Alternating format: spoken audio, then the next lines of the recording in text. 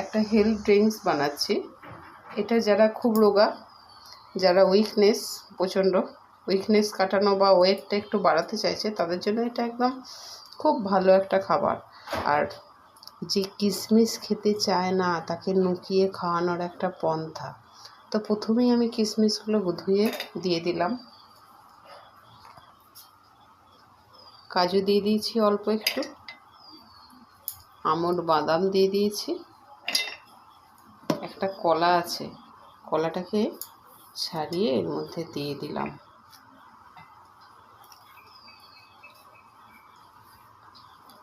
আর দিয়ে দিলাম একটু ওটস।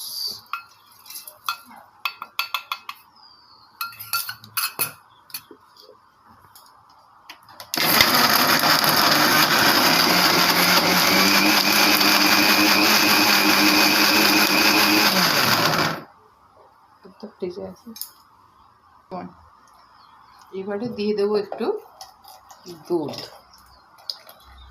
দুধটা দিয়ে দিলাম, আবার একবার খুব ভালো করে মিক্সিং গ্রাইন্ডারটা চালিয়ে দিলাম।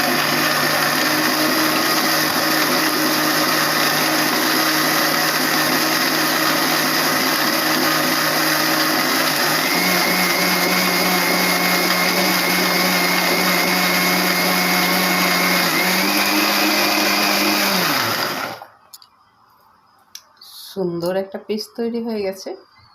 তো কলাটা অনেকটা আছে, আশা করি মিষ্টিটা একটু কম হবে। তো আমি সেই জন্য এর মধ্যে 1 চামচ মধু দিয়ে দেব। দিয়ে দিলাম আমি 1 চামচ পতঞ্জলি মধু। আমার কাছে ডাবরের মধুটা শেষ হয়ে গেছে, পতঞ্জলি মধুটাই আছে। মধুটা পুরোটা দিয়ে দিলাম এটার মধ্যে।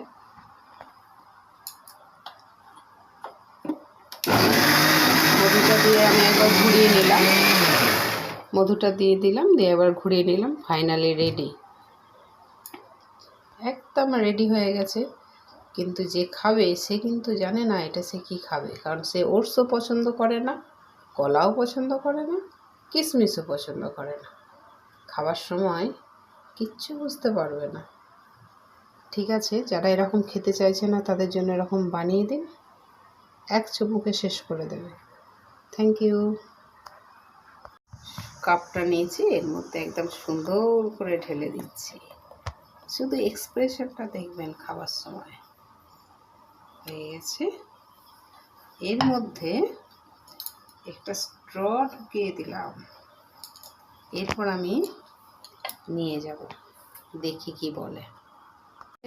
এটা খাওয়া তোর জন্য বানালাম, খেয়ে দেখ কেমন হয়েছে।